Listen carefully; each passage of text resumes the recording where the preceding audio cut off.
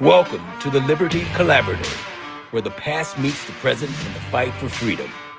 We uncover the roots of liberty, spotlight the people who shaped it, and explore what it takes to preserve it today. If you're ready to think deeper, stand stronger, and act with purpose, you're in the right place. Let's reclaim what matters most. All right. Good morning, everyone. My name is Aaron Bowman, and you're listening to the Liberty Collaborative. We are live on X and for the first time live on YouTube, which is fantastic. And today we are talking a little bit of gerrymandering and some other things, but we named this one the map that mocks liberty when voting is just a line away. And with me, as always, to bring in some deep context to everything that we talk about today, we have K. Carl Smith, who is the founder of Frederick Douglass Republican Engagement Method Theory Strategy. Roll Tide, baby. Roll Tide. It's going to be one of those mornings. Mike Hancock, who is with us from the south of the border, so it's taking time out of his little vacation. And then we have Chris. He's in his underground bunker. That's where he is. Yeah, that's right. That's one nice bunker. Yes, indeed. All right, so let's get into today's topic. So we have been working on this one for a little while. This has been in the news, right? We've all seen it on about what's going on in Texas. I've been looking at some things here in the New England area based on the number or percentage of Republican voters, but yet we still have no representation in DC. So I'm going to send this off to Mike because Mike was the one that wanted to put this topic out here. So Mike, take it away, my friend, from south of the border. Okay, well, we're talking about redistricting, right? Redistricting, yes. Yeah, one of the key things that I think we've all observed as this has been going on is, from my perspective, how the media has turned this into a crisis, right? Redistricting is something that's built into the Constitution and should happen typically every 10 years when we do the census, right? But the big thing that occurred, and has probably occurred across history, there are times when we do the census, but there's either overcounting or undercounting. And if you're undercounting, that means that states that have been undercounted will lack the representation that they should have, and those that have been overcounted have too many representatives, right? And so while Gavin Newsom sits in California and whines about, oh, gee, Trump is taking over the world. He's yet this is another sign of his dictatorship and his authoritarian ways. That's just nonsense. And what happens is these guys take advantage of the citizens' lack of knowledge about the Constitution. And so I think today what we're going to do is give you some examples of what's really going on, talk about what redistricting really means, and just engage you in conversation and challenge you to think. Yeah, crazy. You know, guys, Newsom and the Democrats generally, and politics, I guess, uniformly, always looks at word choice. And isn't it interesting that he's blaming Trump for this districting? You know why he's doing that, guys?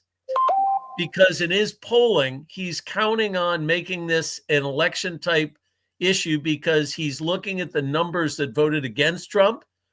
And he's even though, K. Carl, Aaron, Michael, this is a state issue. This is California trying to wring a few more that are left. I've already way almost gerrymandered. What, Illinois is better or worse, I should say. So it really isn't about Trump. It's about California trying to make a national play at balancing the number or right-sizing the number. If Texas gets a few more, California thinks it can get a few more. And all this kind of trickled down because we're dealing with the same thing here in Alabama, where especially under the previous president, the Justice Department was forcing Alabama to look at their districts based, and then using race as a factor. And as a result of that, Alabama got a new congressional district right there in the center of the Democrat stronghold. Interesting. And is it true, guys, just in context for the listener, that in this particular area, our structure of our government really leaves this to the states, and that except for if redistricting incurs a damage or hurts minorities in some way or disenfranchises people, it can then rise up to a federal issue. Is that right? Yeah, that is right. I think that this is all about, and our founders were geniuses in the overall design of what we have, right? It's all about the tension between the states, between the state and the federal, the tension between the three equal branches, right? It's all designed to over time balance out. And so the thing that we see happening in Texas is quite interesting, in that the redistricting is because of the fact that Texas was undercounted during the 2020 Wow.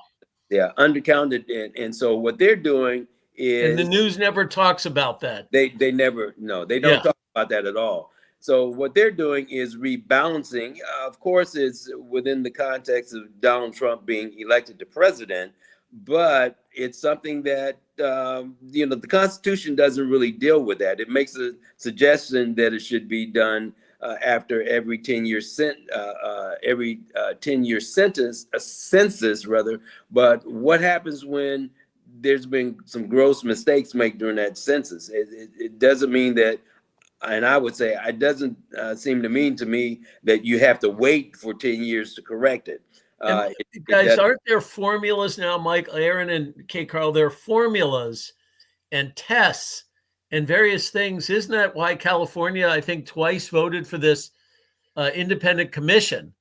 Because just so our viewers or our listeners understand, the original term gerrymandering was a district outside Boston that looked like a salamander. And I think the guy's name was Jerry or something, but it literally looks like a salamander. And they said, wait, when you draw a district line that's so ridiculous, that you're trying to put pieces to steer a vote, that's not right. But what about this California commission? How can the governor just go, oh, never mind? You're right there, Chris. They do try to make these lines look like a third grade or a 3-year-old birthday party balloon animal. Some of the way they structure some of these things, and I don't know about California, but you had said something earlier about things being based on race, and there was a legal case, Shaw versus Reno, what had to do with the Equal Protection Clause and racial gerrymandering. So it does happen. And to the point of what Mike has said, this is constitutional. This is supposed to happen every 10 years based on the census. And of course, when the big bad Republicans do it, all of a sudden it's in the news and, we hate everybody and we want to be in control. But when the Democrats do it, there's silence from the media. You don't hear a word about it, which, again, it's that legacy media that's pushing the narrative. Well, the underlying story within the story, guys, is the census, right? There's been a lot of questions, and Michael, you brought up that there are a whole number of places that overcounted, undercounted, and I think, Michael, the one party was at the disadvantage, which is the Republicans, and the party who was advantaged by this counting were the Democrats. Yep. And I think there's a lot of reform coming on how the census actually is done. Yes, absolutely. And I think that's the key issue is how do we ensure that when we do the census that it is highly accurate versus not. And then the second thing is when given that it's not, how do we between those 10 years periods of redistricting, how do we actually allow the states, and it's within the state's own rights, right, within their constitutions, and that they can go ahead and initiate those actions that it takes to make things right. So I think the key point here is that everything that we see going on to a large extent is just how things work, right? It's how things work. And so the notion that the government isn't working or things are falling apart or and all that stuff, yeah, it's a process. It's the natural process of what we do. It's not Donald Trump instigating rigging elections, as some have said. Well, in historical context, okay, Carl, if you look at it, we said, okay, the right to vote. And at one point, way back in history, well, they should own property, or certainly they should live somewhere and have contact. And then over time, they said, wait a sec, it is unfair. It is suppressing the vote if you ask certain things. So there were poll tests, right? There were all sorts of things designed to make it hard, primarily at that time, for blacks to vote. Well, over time, right, that is a moving target. And then it was, well, let's make it easier to vote. So we remember the drop boxes. Oh, let's just have mail-in. And by the way, mail-in is different than absentee balloting. Absentee balloting, you're registered, they check you, you sign things, and it's done in a process. It's in most states, right? Mail-in is identified by a presidential commission, I think a number of decades ago, or I forget when, bipartisan. The mail-in voting was the number one threat. But all of this is designed to try and get more votes, right? To do it. Many people don't know, guys, that there are types of gerrymandering called cracking and packing. And these are all formulas for jamming votes to get more votes to make other votes count less or diminish them. Yeah, you're absolutely right. And I would even say, Chris, in if you look back in history, Alexander Hamilton, and I can't even talk this morning. This is gonna be a rough one. You're looking at $100 bill there. Yeah, English is a second language today. Yeah, it is second language. Yeah, in my notes here, I have Federalist number 60. He warned against a system of regulation by which a few men in a particular district could dominate an election. And I would say that what they're doing by trying to redistrict some of this stuff or really not pay attention to the census or bring in people into the census that shouldn't have been in the census because they're not here legally, that would be a form of, this gerrymandering based out of this redistricting. Absolutely. I had a question. I just looked it up. The question I have is that, does the census count those who are here illegally? And the answer is yes. Yes. So guess what? There's not this whole thing. This is an old playbook. They're here illegally. They live in certain areas. So what the Democrats will do? They got to make sure they got to count them and create a district where they can have majority in that district. It's probably a Republican area. Yeah. In many cases. On the previous administration, many times they put the illegals in Republican areas, Republican districts. Yeah. Yep. So it's not surprising that now they want to change. They want to change the district lines now. So there's some interesting overtones here. So on the one level, and let's just take it to the political level for a minute, because this is really interesting, maybe for the listeners, right? So Newsom has embarrassment with his mayor in LA with the fires, has floods. They don't manage the water. They're a train wreck. They're hemorrhaging money. And he then gets embarrassed with the riots in LA. And he goes, oh my goodness, sending in the National Guard, trying to get a narrative to people. And what they're seeing are people burning flags, carrying Mexican flags. Yeah. And so he's going, my God, what do? I want to run for president. I know, I'll grandstand about Texas, Aaron. So what's fascinating now, I don't know if you guys read this, but I heard Schwarzenegger's going to come out against this redistricting. So in some ways, his choice of this tactic to get national visibility, guys, could backfire even worse than the others. He could get out the vote for the Republicans. Yeah, absolutely. That's the thing. When we really take a look at what's going on in California, you'll see that it's horribly governed.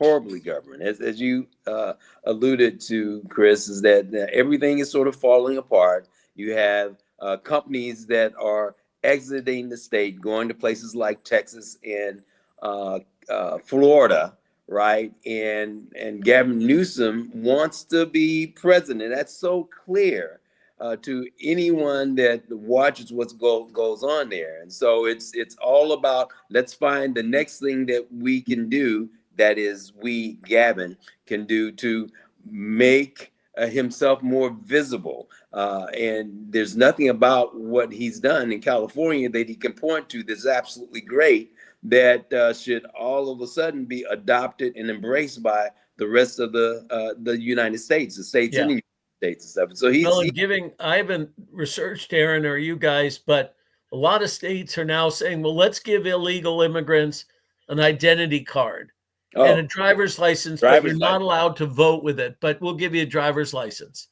And even, Aaron, in Connecticut, they did this, and there was some debate on the driver's license had to say not for voting, and the Democrat-controlled legislature turned it down, right? Yeah. We have that. We have that guy that just caused that horrific accident. He was here illegally, Florida, couldn't speak English at all, killed that family.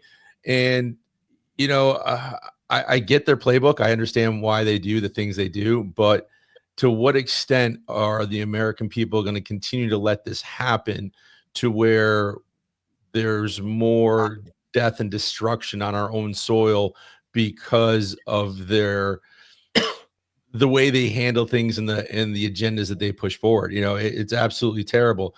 And before I stop talking, I just want to say to our person who's online on Liberty Collaborative on YouTube, thank you for watching. Feel free to let us know where you're watching from. You can drop it in the chat and we'll show it on the screen.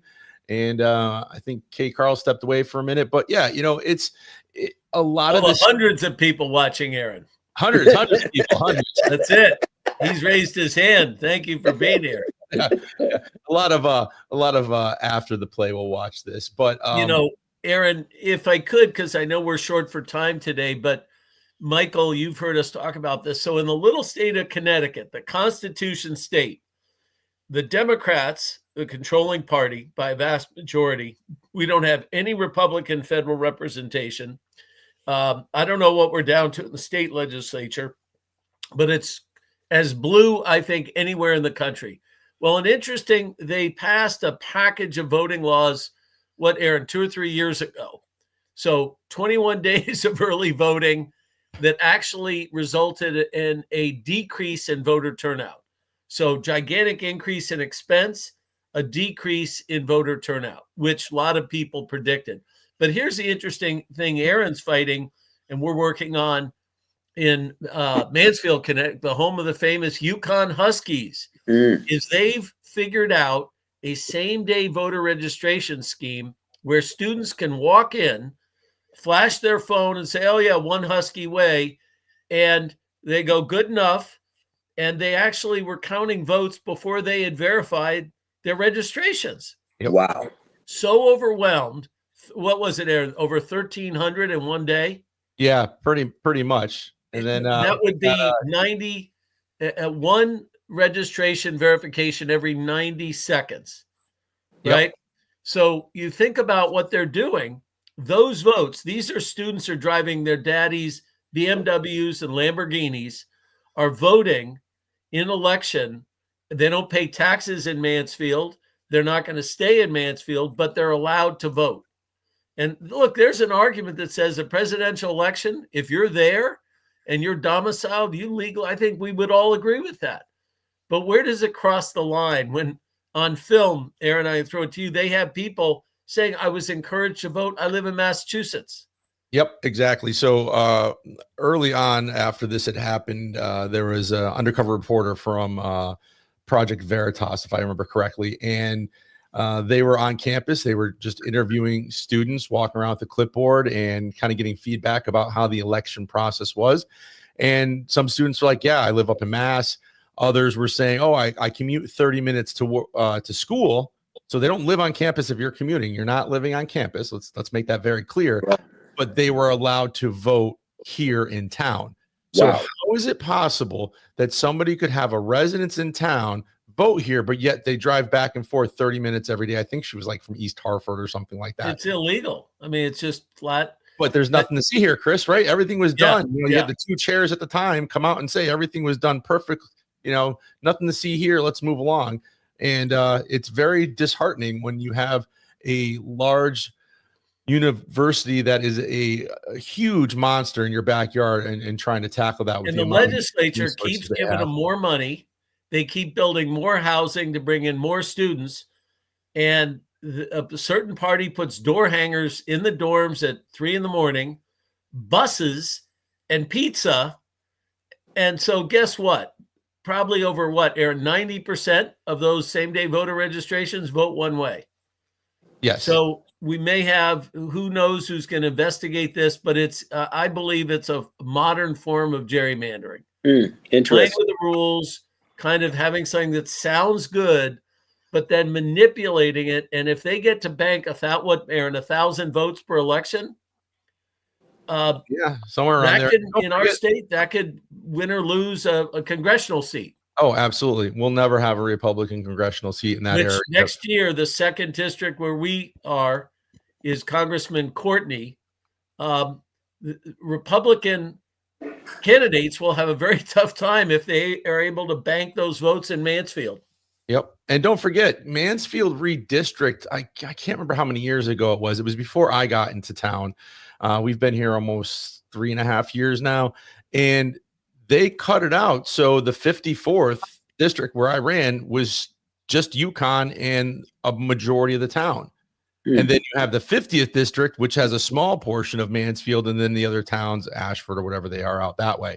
So it's done at the national level, it's done at the state level, it's done all over. And both sides are guilty of redistricting certain ways, and I think there needs to be a more fair and equitable way of doing it. I'll use one of their words. But isn't back to that, K. Carl, back to Alabama. I think in many states now they've got formulas for population representation. There is sort of a body of law. I don't say law, but body of content about how many states will go about it, and then the filter through they judge how far is too far. I don't think we know. I don't think anyone knows, but there is some thinking and data and approaches that are in use out there. Yeah, and this is a cynical side of me speaking here. The other side, they're doing all this gerrymandering about these districts, and they're still losing. Because why? A lot of people leaving the Democrat Party and not voting Democrat because they've gone so far left. Yeah. So they have to come up with these ways of trying to save the ship from sinking, and this is one of them. And there's more to come. Until we start putting these people in jail for corruption of voter fraud, it's not going to stop. We need to tighten up our voter fraud law, especially here in Alabama. Yeah. What is in Connecticut? How many state representatives? How many federal representatives do you have? What do we have, Chris? Do you know off the top of your head? We got Blumenthal. Yeah, 2 winners. You got Murphy, who's one of the faces now of the DNC nationally, attacking Trump. Blumenthal, who lied about his time in Vietnam as our AG, and then virtually all Democratic representatives from various districts. So we've got districts over in Fairfield County, the more populous area of the state, which is west of the Connecticut River, which divides Connecticut. We're east of the river, and there's one congressman there. So there's a handful, and I don't think that's changed. We're like California. Our population is decreasing. They're sending all sorts. The insurance companies are leaving. High tech. Remember, the company Lego? Yeah. Right, Aaron, that's gone. Pratt Whitney is now Raytheon. They're slowly moving things away. Yep. So eventually, K. Carl, to your point, when there's no more golden goose laid in the golden egg, someone's going to go, well, where's the money coming from? You've forced everyone out. Yep. So Mike, think of this. Massachusetts has 36% of the voters are Republican, 0 Republican seats in Congress. Connecticut has 42% Republican vote overall, 0 seats. Maine, New Mexico, New Hampshire, all close to half voting red, yet not a single Republican's voice is representing any of those states in Washington. And that's a problem. Well, it sounds like some redistricting needs to be done, right? Yes. Absolutely. Well, just a historical perspective, and sometimes people always want answers to questions, but sometimes it's useful to just leave with questions in your mind so that you, the listener, ask questions. But if you look at the way our government, that is our federal system, was created, the Electoral College was created to make sure that the popular majority did not drown out the minority. Because think about it. Without that, New York City, pretty much New York City alone, would decide who was president of the United States. Yep. And so all these other states wouldn't have a voice. Look at the Supreme Court. There are various ways of, and people said, oh, let's pack it. Let's pack it with people so they'll do what we want. Right? And the left is attacking that too. Yes. They're attacking the Electoral College. All the time. All the time. So what do you guys think of the argument where people say, well, it's not gerrymandering, it's just how the geographical layout is, and that's just what the maps are? What are your thoughts to that? Because I know that comes up in conversation. It's just geography. There's nothing you can do about it. What's the title of this show, Aaron? The map that mocks liberty. Yeah, there you go. Just look at those districts sometimes. The famous gerrymandering one. Yeah. It all depends who's in power. Because both sides are doing it, right? Yeah, absolutely. And poor Alan West, when Alan West was a Republican congressman down in Florida, the established Republicans didn't like him. Guess what they did? They withdrew his district. And he lost. So yeah, I remember that. Republicans do it to themselves, and it's just a mess on both sides. So is it a line where it's distasteful on one side, but it seems like once it goes over a certain line where it becomes unfair or racial, then people go, hang on. And what's interesting is it's a political question. And what Newsom has done is like kick the ball in football, which kicks off. I know, K. Carl, you're excited. I am too, for football coming this weekend. It's like Newsom bounced the ball off someone's helmet back in his own end zone, because now he's against the commission that's been voted for twice. And now everyone's going to say, well, is this fair? Is this good for our state? Well, it's going to be very interesting to see what the results of that ballot initiative. I think it's a ballot ballot initiative 50 is what in November, right? Yeah, and if that's overturned by the people of California, that's going to send a devastating message, I think, to what's looks like the future of the Democratic Party there. And is this the state, you guys, that recalled? Who is the governor they recalled? Newsom, wasn't it? No, it wasn't Newsom. Wilson? Was it? No, it was. They did do a recall on Newsom because who was it that ran against him?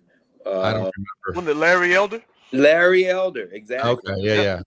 But there was a successful recall decades ago, as I recall, when he had all the power outages. Remember, and he couldn't answer why. The years of Enron. I think you're right. I think it was Wilson. Yeah, and then Schwarzenegger came in, right? Yep.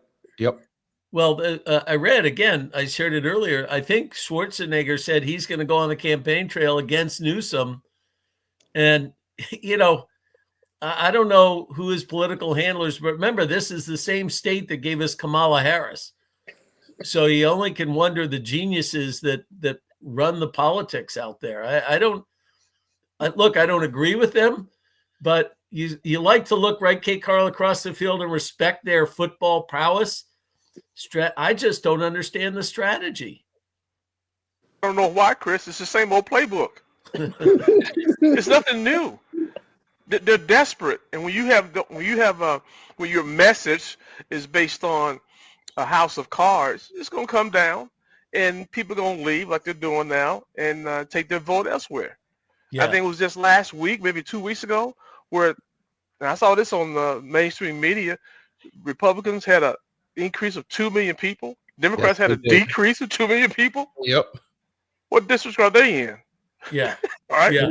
And it's funny, I'm hearing that the Gen Z is the most conservative generation right now, supposedly. That caught my attention on the news, and I found that very interesting.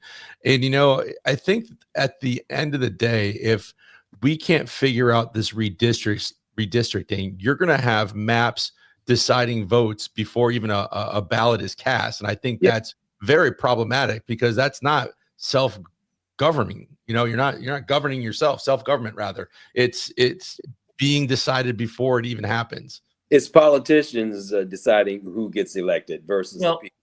Right. Aaron, in our state, we're known for, guys, insurance companies, and a little history. Insurance started in Connecticut because the ship captains wanted to insure their load. And so these guys said, tell you what, we'll guarantee your load. You give us a percentage of the profits, and we'll guarantee the replacement if you lose it. And that's how it grew. Well, in our state, Aaron, aren't we known as one of the most dense education states? We have Yale, UConn, but we have a ton of other universities and colleges and a ton of high-end prep schools.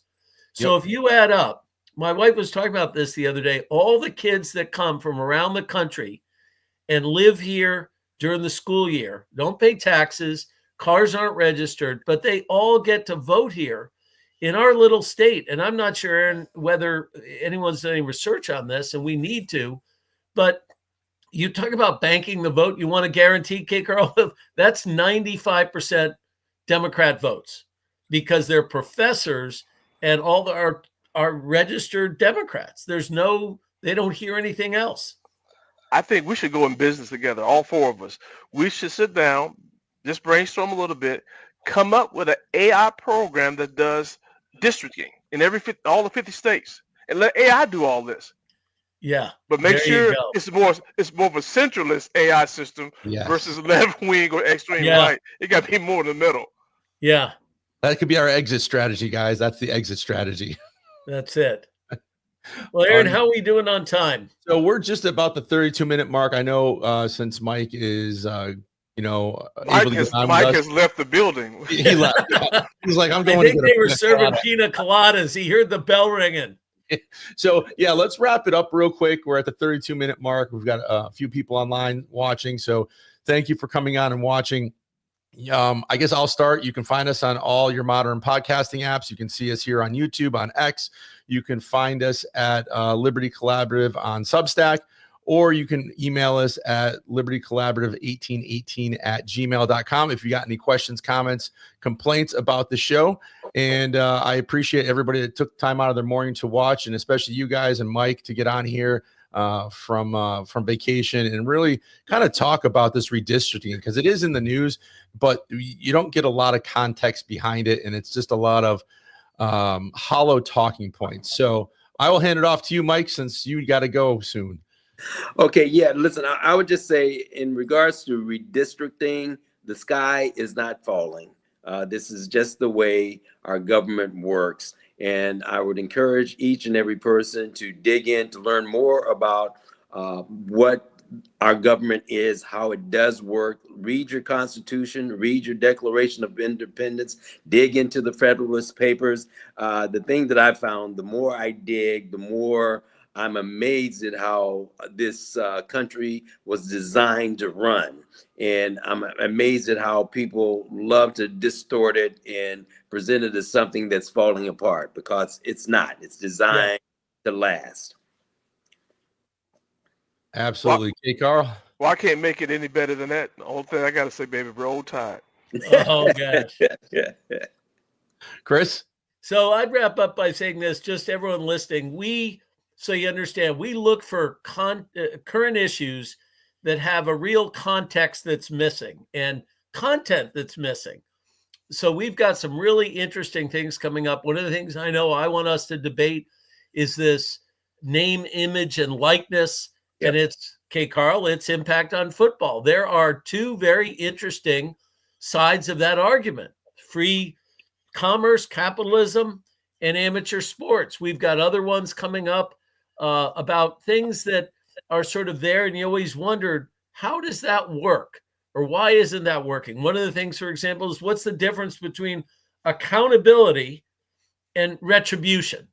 media says, oh, they're retribution. Well, what about holding people accountable? Yeah. So if you have ideas out there, send them to us. Email us. Check out our Substack page as well. And thanks for listening.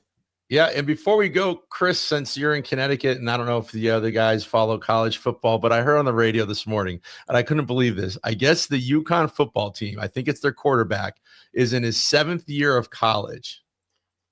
And he's going to be the quarterback. So I guess there was something that happened during COVID. So we got so real quick, K. Carl knows this because Alabama, if they don't get the best, they invent the best. They'll go get a kid and somehow, but what they do is they'll have a redshirt year, or because of an injury on the first game, a stub toe, they get an extra year. So those are constantly being adjudicated. But I would tell you this, keep your eye out for the Montana Grizzlies. They are one of the top teams in FCS, and got to love those Grizz, tough guys, put a lot of guys in the NFL. So, okay, Carl, maybe we'll compare records of Tide versus the Grizz. So, all right, fellas. It's time to end the show. All right, until next time. Thanks for joining us on the Liberty Collaborative. If today's episode lit a fire or gave you clarity, share it and be part of the movement. Subscribe, leave a review, and keep the conversation going. Until next time, stand firm, stay free.